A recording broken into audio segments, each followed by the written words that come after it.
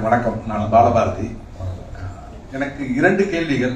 ஒன்று வந்து, நீங்கள் ஒரு 40-50 ஆண்டுகளாக எழுத்தோடு சேர்ந்து பயணப்பட்டு இருக்கீங்க. பலதரப்பட்ட வயதுடைய வாசகர்களை நீங்கள் பார்த்துருப்பீங்க. கடந்த ஒரு 10 ஆண்டுகளுக்குள்ளாக இப்படி இளம் தலைமுறையினர் வாசிக்கிறாங்களா, தமிழ்ல வாசிக்கிறாங்களா? ஏன்னா நீங்க இன்னைக்கும் மாணவர்களோடு நிறைய ஒர்க் ஷாப் பண்றீங்க, ஒர்க் பண்ணிக்கிட்டே இருக்கீங்க. அவர்களுடைய வாசிப்பு நம்பிக்கை தரக்கூடியதா இருக்கா? ஏன்னா நான் குழந்தைகள் எழுதுறதுனால ஒரு ஏக்கத்தோட இந்த கேள்வியை வைக்கிறேன். குழந்தைகளுக்கும் நீங்க கதை எழுதிருக்கீங்க. காசு மாதிரியான பிரமாதமான கதைகள் குழந்தைகளுக்கும் எழுதிருக்கீங்க. இன்னும் என்னென்ன ஜேர்னல்ல சிறார் இலக்கியம் பக்கம் திருமணம், சிறார் இலக்கியம் எந்தெந்த பக்கம் திருமணங்கிற ஒரு கவனத்தையும் நான் கொள்றேன். எனக்கு எப்போதுமே ஒரு வருத்தம் உண்டு. நவீன இலக்கியம் படிக்கிற யாருமே சிறார் இலக்கியம் படிக்கிறதே இல்லை. அதை பத்தி ஒரு மாற்றாந்தாய் பிள்ளையா எனக்கு இருக்குது ஒன்று விட்டுறாங்க. இன்னைக்கு இருக்கக்கூடிய பெரிய பெரிய டாபிக்களை பேசக்கூடிய தோழர்கள் எல்லாம் தன் வீட்டு பிள்ளைகளுக்கு புத்தகம் வாங்கி கொடுக்கறத பத்தி கவனம் செலுத்துறதே இல்லை. 20 வயசுக்கு அப்புறம் புள்ள புக்கு படிக்க மாட்டேங்கிறான்னு வருத்தப்படுறது. சின்ன வயசுலேயே புக்கு அறிமுகப்படுத்துறது எவ்வளவு அவசியம்? அது ரெண்டையும் உங்க அனுபவத்துன்னு சொன்னா நல்லா இருக்கும்னு நினைக்கிறேன். நன்றி. எல்லா காலங்களிலுமே நம்பிக்கையும் அவநம்பிக்கையும் சேர்ந்துதான் இருந்திருக்கு. இளைஞர்கள் படிக்க மாட்டேங்கிறாங்களே அப்படிங்கிற கவலை இன்னைக்கு தான் இருக்கா? 1920லயே அது இருந்திருக்கு. 1890லயே அந்த கவலை இருந்திருக்கு. அதெல்லாம் எழுதி வச்சிருக்காங்க. இளைய தமிழ் படிக்க மாட்டேங்கிறாங்கன்னு அந்த காலத்துல தான் எழுதிட்டாங்க.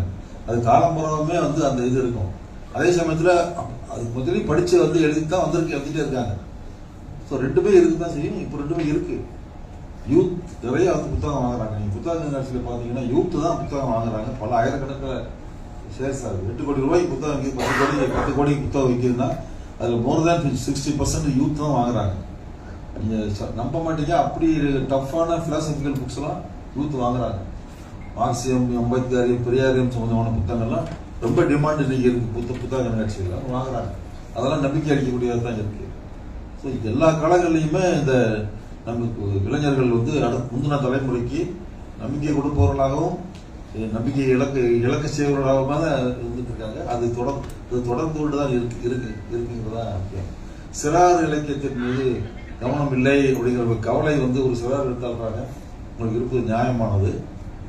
அடிப்படையான கேள்விப்பாங்க. ஆண்கள் உலகம் இது. இந்த ஆண்களின் உலகமானது பெண்களை பற்றி கவலைப்பட்டதில்லை, குழந்தைகளை பற்றி கவலைப்பட்டது. எந்த வீட்டில் அப்பா உட்காந்து பிள்ளைகளுக்கு பாடம் எழுத்துட்டு இருக்கான் நைட்டு, ஒரு குடும்பத்தை காட்டுது. தாய் தான் உட்காந்து எழுத்துட்டு, அவ தான் சோறு ஊட்டணும், அவ தான் பாடம் சொல்லி கொடுக்கணும், அவ தான் எல்லாமே தயார் பண்ணணும். இதுதான் இவரு பிஸியா இருக்காரு. கூட வாழக்கூடிய பெண்ணையே கண்டுக்காம நீங்க சிறார் இலக்கியத்தையா கண்டுக்க போனா பிரச்சனையே இது ஆண்களின் உலகமாக, ஆணாதிக்க சமூகமாக இருப்பது எல்லாவற்றையும் பாதிக்குது. உங்க சிறார் இலக்கியத்தையும் அதை தான் பாதிக்கிறதுன்னு நான் நினைக்கிறேன். குழந்தைகளை எப்படி அணுக வேண்டும்ங்கிறது தெரியாது, ஆண்களுக்கு தெரியாது, ஆண் உலகத்துக்கு தெரியாது. நமக்குள்ள செய்ய வேண்டிய பிரச்சனை சிறார் இலக்கியத்தில் விமர்சன மரபை நாம் இன்னும் உருவாக்கல. அது இன்னைக்கு உடனடியாக நம்ம செய்யணும். ஏன்னா இப்போ முதல்ல எழுத ஆரம்பிச்சிட்டாங்க. அது இந்த கொரோனா வந்துச்சு, ஒரு அந்த ஆன்லைன்ல கதை சொல்றேன்னு ஆரம்பிச்சு ஊருக்கு ஒரு 10 பேர் இருக்காங்க, கதை சொல்லிட்டு இருக்காங்க.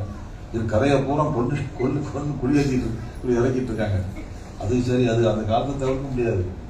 ஒரு விமர்சன மரபை, சிறார் இலக்கிய விமர்சன மரபு ஒன்று உருவாக்கப்பட வேண்டிய அவசியம் இருக்கிறது. வள்ளியப்பா காலத்திலிருந்து நமக்கு தேவையா இருக்கு.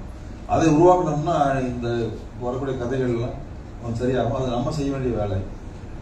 இந்த உலகம் ஆணாதிக்க உலகமாக இருப்பதனாலேயே நிறைய கோளாறுகள், அது பல விதங்கள். ஏதோ பெண்களுக்கு தான் பாதிக்குது. ஆணாதிக்க உலகம் சொன்னா அது பெண்களை பாதிக்கக்கூடியதுன்னு நம்ம முடிச்சுக்கிறோம். அப்படி இல்லை, சகலத்திலையும் அதனுடைய தாக்கம் இருக்கு. குழந்தைகளை அப்ரோச் பண்றதுல நிறைய தனியார் பள்ளிகளில் பேரண்டிங்னு ஒன்று நடத்துறாங்க. நீ தாயகப்பனா இருக்கிறது எப்படின்னு அவங்களுக்கு ட்ரைனிங் கொடுக்குறாங்க. இதெல்லாம் இன்னைக்கு அது ஒரு தனி துறையா வந்துருச்சு. அதுல PhD அதுல எல்லாம் என்னென்னமோ வந்துருச்சு. பேரண்டிங்னு சொல்லித்தர வேண்டியிருக்கு. உங்களுக்கு தெரியல, பிள்ளைகளுக்கு தெரியல. உங்களுக்கு பெண்கள் நுட்பங்களை கண்டுபிடிச்சிருக்காங்க. அதெல்லாம் தியரட்டிஸ் ஆகல. படித்த பெண்களோ படிக்காத பெண்களோ அவர்கள் தான் இந்த தலைமுறையாக குழந்தைகளை வளர்த்துருக்காங்க.